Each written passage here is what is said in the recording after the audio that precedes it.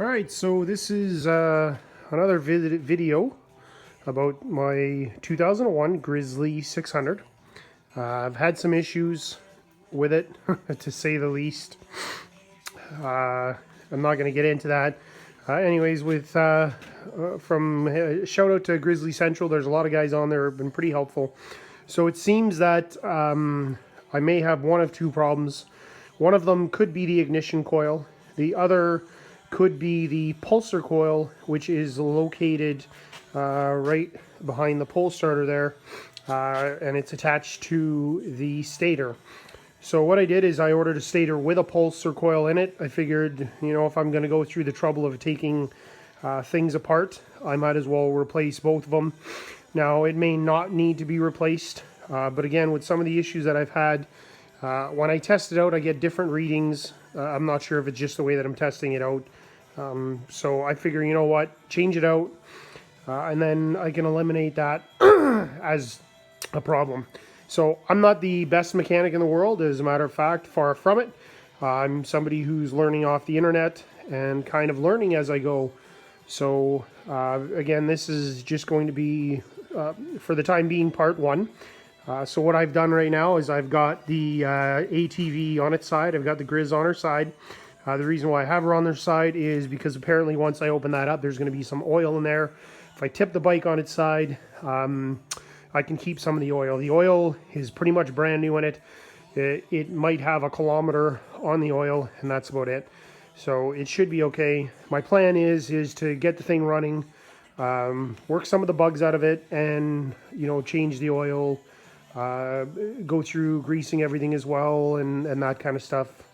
At a later point. To me, there's no point doing a whole lot of stuff that I don't need to do unless I can get it started. So once I can get it started, get it to run properly and run on a regular basis, then I'll start doing some of the other things. I also have back brakes. I'm going to replace front brake pads, as well as some nice ITP Mudlight XTRs that are going to replace seat tires. But again, not putting any of that stuff on until I can get her running properly. So this is part one. Next video I take, I will have removed some of the things. So the one thing I know I need to do is remove the gear shifter. I also need to remove the pull starter, which is right in front of me here. Excuse me. And yeah, we'll go from there. Okay. So I've undone all the bolts for the shifter. There was only three of them on here, and there was a bracket that was holding that in place. I took that off as well. So now I'm at the point where I'm going to be removing the pull starter here, and I'm just videotaping this just for as much my own personal reference as for anything else. I haven't even taken it off yet. There were four, I forget the size bolts. I'm not sure. Anyways, doesn't matter. So again, just sliding this off now. Okay, so what I see now is just where it actually pulls, the actual cord itself. So I'm gonna set that off to the side. Now here, I've got a nut there. Okay. So we're going to work on taking that nut off next. Okay, I had to put the screwdriver in that position just so I could get this nut off. So now I'm unscrewing this nut. Let's move that screwdriver out of the way, just put it right there. And let's see what I get.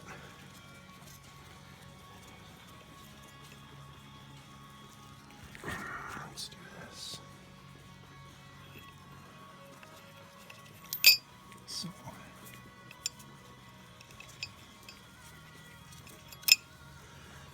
just doing that. So that washer now.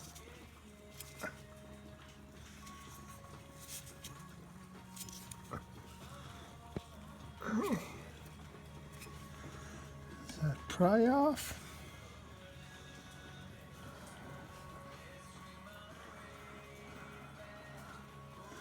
Yeah, I need to figure that out.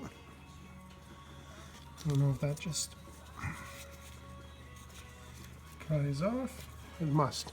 Alright, well that's going to be it for this. Okay, so far I have disconnected the gear shifter.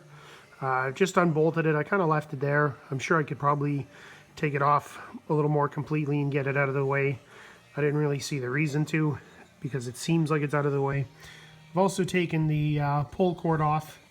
Now, I ran into a little bit of an issue before I can take this side plate off. There's this, it looks like I think they call them a pressure clamp, a C-clamp, like a compression ring of some kind. Anyways, so I was kind of a little at a standstill at that point because I didn't know how to take it off, and I didn't have a tool that could take it off. I tried to pry it off, nothing seemed to work. When I looked in the manual, it showed it apart with, it looked like 2 bearings or 1 bearing. I wasn't really sure, so what I decided to do is I decided to just take off all the bolts to see if this unit would completely slide off, and it seems like it's going to, which I'm going to attempt to do right now. I also had to disconnect, there they are right here. This is for the actual stator itself. This one here is for the pulsar coil. So that has to be disconnected as well. I do know that this seemed like it was going to slide off. Might be a little bit hard to do. Well, I have a phone in my hand. Yeah, I'm going to put the phone down and see if I can take that off, and then we'll add to that video. Okay, so I was able to pry it off. It looks like there wasn't even a gasket on there, although I'm going to have to check a little bit better. But it really and truly doesn't even look like there was a gasket put on there. Probably just some RTV sealant. I actually have the gasket for it. So here is the stator, as is.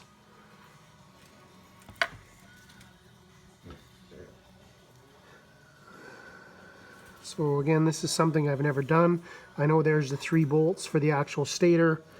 And looking at this, I'm gonna have to try and figure out how the, I think it's right there, is for the actual pulsar coil. Like I said, I've never seen one of these before put up this way. But again, I can see by looking around that I'm gonna have to do some cleaning up. Just for that seal, the gasket. I'm gonna look in here. Let's just put this down. And again, some of this video is for other people to see, and some of this is really for my own records as well.